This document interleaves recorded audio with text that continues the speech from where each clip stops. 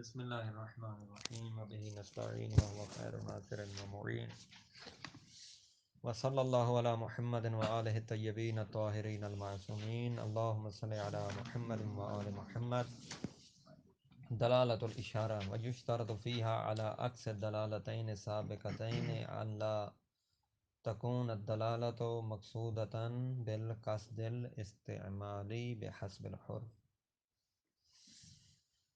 قبلہ سابقہ دو دلالتیں گزری ہیں، پہلی دلالت اقتضاء اور دوسری دلالت تنبیہ.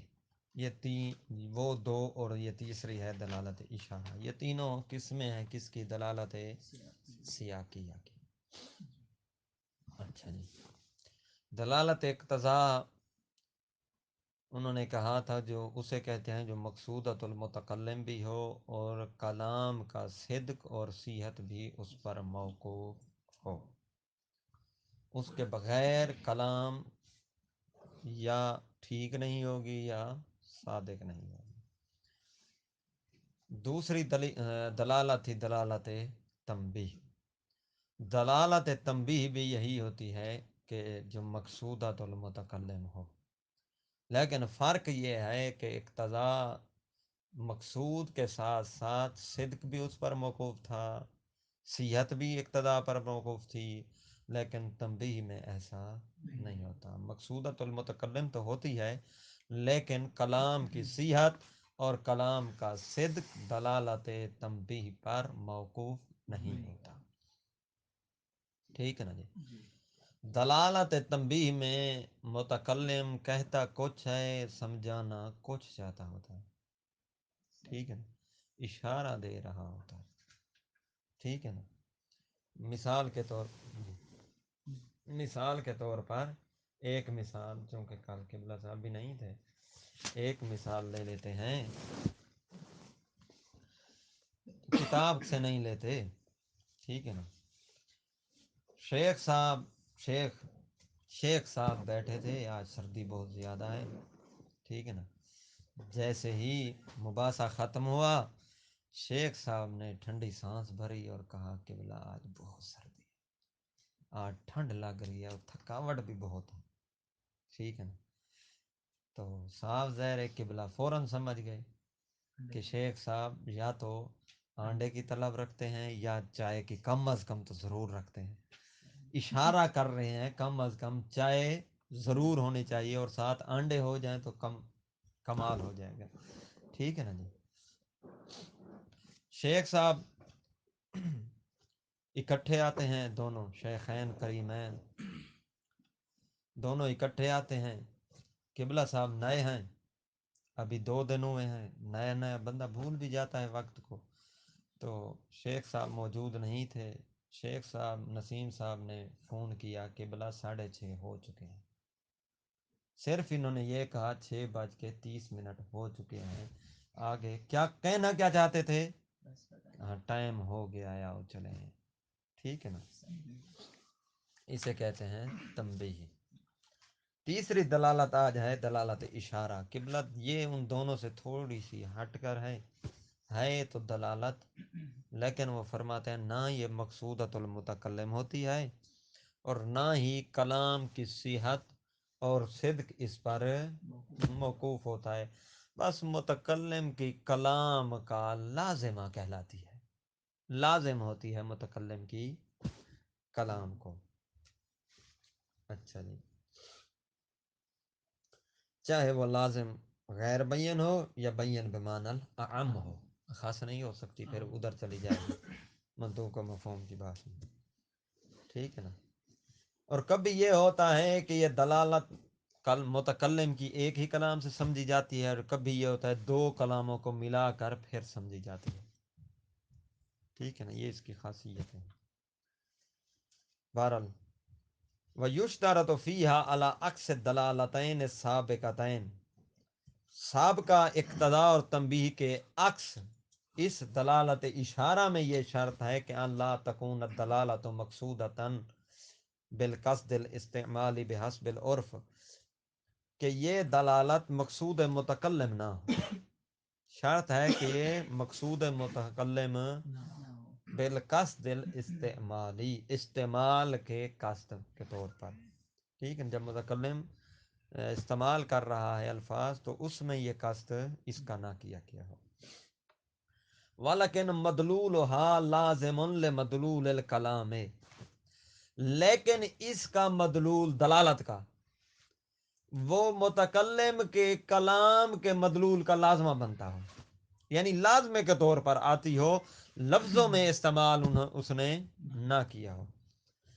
سواء لزوما غیر بین او لزوم بینا بالمعنى العام، سواء استنبط المدلول من کلام واحد او من کلامین، چاہے متکلم کی ایک ہی کلام کے مدلول سے سمجھی جائے یا دو کلاموں کو ملا کر اکٹھا کر کے پھر نکالا جائے اس کا مقصود، پھر لازمے کے طور پر دلالت اشارہ سمجھی جائے. ومثال ذالک دلالت الآیتین علی اقل الحمل، وہ فرماتے ہیں ایک مدلول والی تو آپ ڈھونڈ ہی لوگے، ہم آپ کو دو مدلولوں والی دکھاتے ہیں کہ ایک متکلم دو جگہ کلام کرتا ہے، پھر ان دونوں کلاموں کو اکٹھا کر کے پھر ایک دلالت نکالی سمجھی جاتی ہے. مثلا اللہ نے کہا، متکلم کہہ رہا ہے والوالدات یرضعن اولادہن حولین کاملین، کہ مائیں اپنی اولادوں کو 2 سال کیا کریں، دودھ پلائیں. دودھ پلانے کی مدت کتنی بتائی، 2 سال اللہ نے.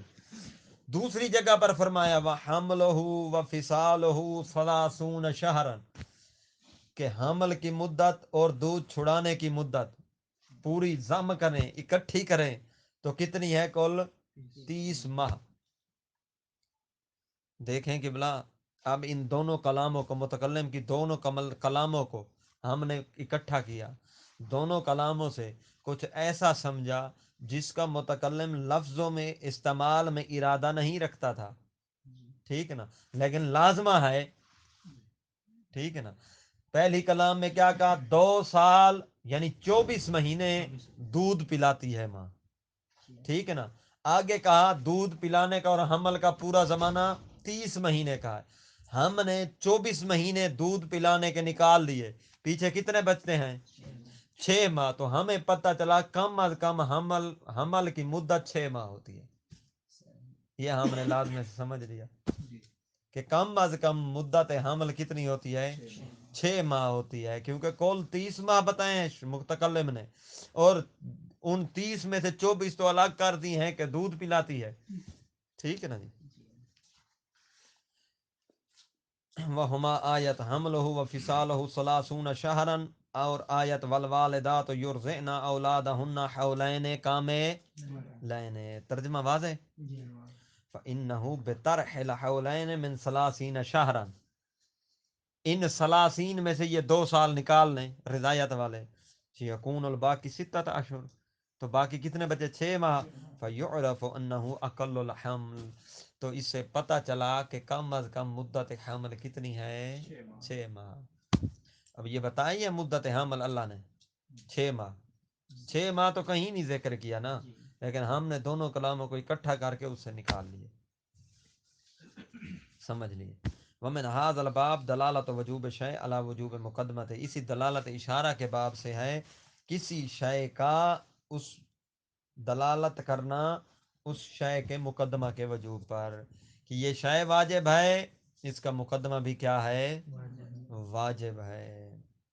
لأن المقدمہ لازم لوجوب ذی المقدمہ، کیونکہ مقدمہ کیا ہے، ذیل مقدمہ کے لیے کیا ہوتا ہے، لازم ہوتا ہے. ذیل مقدمہ مثلا کیا ہے، ذیل مقدمہ ہے حج، مقدمہ کیا ہے، سفر. سفر کیے بغیر حج ہو سکتا ہے، نہیں ہو سکتا، ٹھیک ہے نا جی. ذیل مقدمہ لازم ہے لوجوب ذیل مقدمہ، ذیل مقدمہ کے وجوب کے لیے، باللزوم البین بالمعنى الاعم، ٹھیک ہے نا جی. ولذالک، پس اسی وجہ سے جعلوا وجوب المقدمہ، علماء نے وجوب مقدمہ کو قرار دیا ہے وجوباً طبعیاً لا اصلیاً، کہ اس کا مقدمہ کا وجوب تبھی ہوتا ہے، اصلی نہیں ہوتا، کیونکہ اصلی کس کا وجوب ہے؟ ذیل مقدمہ کا، ٹھیک ہے نا؟ اس ذیل مقدمہ تک پہنچنے کے لیے بس مقدمہ کی ضرورت اسی کی اتباع میں پڑتی ہے، ٹھیک ہے نا؟ اس لیے کہا وجوب طبعی ہے۔ مثال کے طور پر آپ کو کہا مولا نے، ٹھیک ہے نا، چھت سے فلاں چیز اٹھا کر لائیں، اب چھت پر امر کس چیز کا؟ ذیل مقدمہ، اصل کیا ہے؟ چھت پر جانا اور فلاں چیز اٹھانا۔ یہ اٹھانے کے لیے، چھت پر جانے کے لیے مقدمے کے طور پر آپ کو سیڑھی کی ضرورت ہے، پر تو لگے ہوئے نہیں ہیں، ٹھیک ہے نا جی؟ تو سیڑھی کیا ہے؟ اس کا مقدمہ ہے۔ یہ سیڑھی کا وجوب اصلی نہیں تھا، وجوب اصلی بس اوپر اس چیز کا اٹھانا، چھت پہ جانا۔ یہ سیڑھی کیا ہے؟ اس کے لیے مقدمہ ہے، اس کے اتباع میں اس کا وجوب آ گیا۔ اچھا، لأنه ليس مدلولا للکلام بالقصد، قصد کے طور پر کلام کا مدلول نہیں ہوتا مقدمہ، مقدمہ کلام کا مدلول نہیں ہوتا بالقصد۔ متکلم بس یہی کہہ رہا ہے کہ حج واجب ہے تجھ پر، یہ نہیں کہا کہ سفر کر کے آ، ٹھیک ہے نا جی؟ وَإِنَّمَا يُفْهَمُ بِالطَّبْعِ اے بدلالت الاشارہ، بلکہ مقدمہ سمجھا جاتا ہے طبی طور پر، متکلم کے لفظوں میں موجود نہیں ہوتا۔ یہ تینوں اقسام ختم ہوئی جملہ دلالت سیاقیہ کی، ٹھیک ہے نا جی؟ ابتدا میں انہوں نے کہا تھا کہ ہم ان دلالات کے بارے میں تھوڑی بحث کریں گے، اور اس بحث کو جو دو جہتوں میں تقسیم کرتے ہیں۔ ابتدا، یہ خاتمہ کی ابتدا میں کہا تھا، ٹھیک ہے نا جی؟ اس بحث کی جہت کو ہم اس بحث کو دو جہت میں تقسیم کرتے ہیں۔ پہلی جہت مواقع دلالات ثلاث، اور دوسری جہت آج آ گئی ہے جی حجیت و حاضح الدلالات، ٹھیک ہے نا؟ کہ یہ تینوں دلالتیں حجت بھی ہیں یا حجت نہیں ہیں، ٹھیک ہے نا؟ تو پہلی دو دلالتیں تو وہ کہتے ہیں حجت ہیں، دلالت اقتضاء اور دلالت تنبیہ، یہ دونوں حجت ہیں۔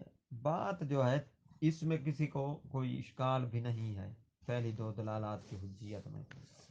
بات ہے تیسری میں کہ دلالت اشارہ بھی حجت ہے یا حجت نہیں ہے، جو اس دلالت سے بات سمجھی جائے وہ بھی حجت ہے یا نہیں ہے؟ تو وہ فرماتے ہیں اس کی حجیت میں اشکال ہے۔ وہ اس لیے کہ بابا وہ کہتے ہیں آپ اسے دلالت کہہ رہے ہیں، ہم خاموش بیٹھے ہیں، حقیقتاً یہ دلالت ہی نہیں ہے۔ آپ دلالت بار بار کہہ رہے ہیں، ہم صبر کر رہے ہیں، حقیقتاً یہ دلالت بھی نہیں ہے، آپ حجیت کی بات کر رہے ہیں اس کی۔ اگلے مرلے میں جائیں گے تو ہم پچھلا بھی سلب کر لیں گے، ٹھیک ہے نا جی؟ یہ حقیقت میں دلالت ہی نہیں ہے۔ کیوں دلالت نہیں ہے؟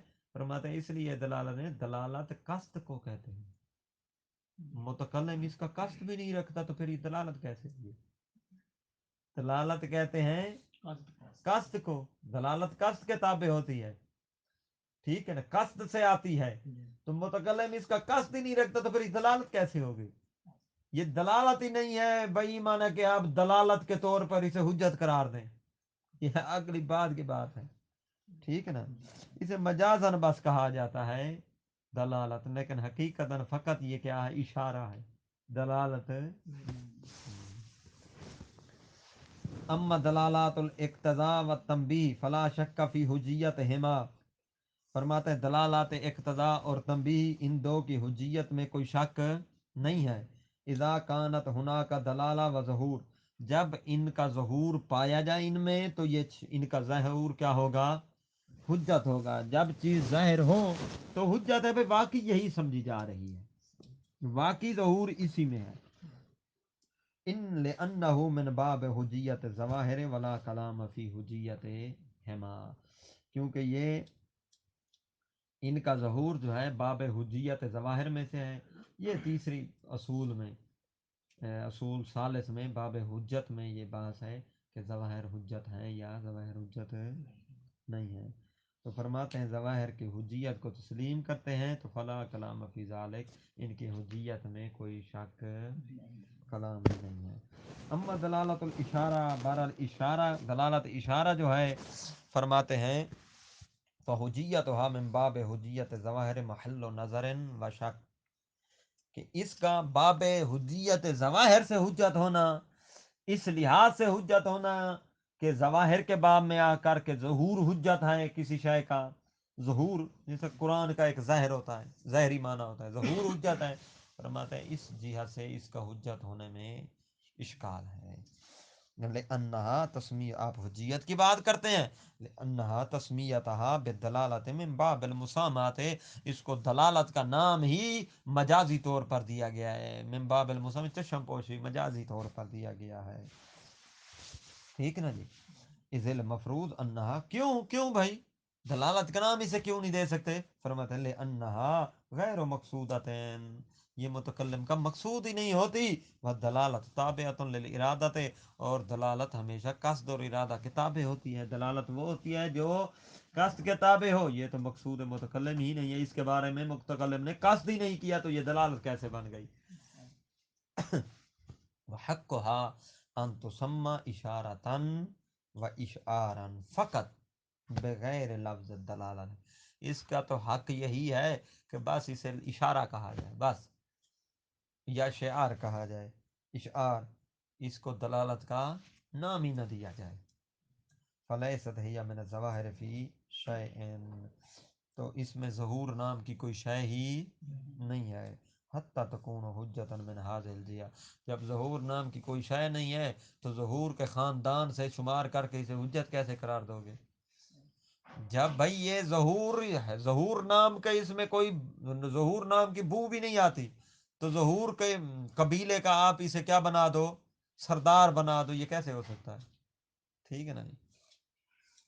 نعم ہی یا حجت من باب الملازمت العقلیت، نا ہاں فرماتے ہیں یہ ملازم عقلیہ کے باب سے یہ کیا ہے؟ حجت ہے. ستکون ملازمتون، اگر ہم ملازمہ کو تسلیم اس میں کریں تو فَيُسْتَكْشَفُ مِنْهَا لَازِمُهَا، کیونکہ اس سے اس کا لازمہ سمجھ آتا ہے، کشف ہوتا ہے. ایک لازمہ ہے نا، جس طرح ہم نے دو آیتوں کو پڑھا اسے ایک لازمہ نکال لیا، اس جہت سے یہ حجت ہے. سواء کان اللازم حکمن او غیر حکمن، چاہے وہ لازم جو نکل رہا ہے وہ حکم نکلے لازمے کے طور پر، یا ویسے بات ہو حکم. کل اخذ بلوازم اقرار المقر، جس طرح کے مقر کے اقرار کے لازم کو اخذ کرنا. مقر اقرار کرنے والا، اس نے اقرار کیا کسی چیز کو، اس کے لازمے کو اخذ کرو گے یا نہیں کرو گے؟ مثال کے طور پر مسئلہ بن گیا عدالت میں، یہ ایک لڑکی کھڑی تھی، ایک لڑکا کھڑا تھا. لڑکی نے کیس دائر کیا ہوا تھا کہ یہ مجھے خرچہ نہیں دیتا، لڑکا کہہ رہا تھا میں اسے خرچہ کیوں دوں؟ ٹھیک ہے نا، میں اسے خرچہ کیوں دوں؟ حاکم نے پوچھا، جج نے پوچھ لیا ہاں بھائی یہ تیری بیوی ہے؟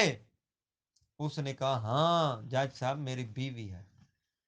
بس جیسے اس مقر نے اقرار کیا کہ یہ میری بیوی ہے، اس نے یہی کہا نا بیوی ہے، یہ تو نہیں کہا میں خرچہ اس سے دوں گا.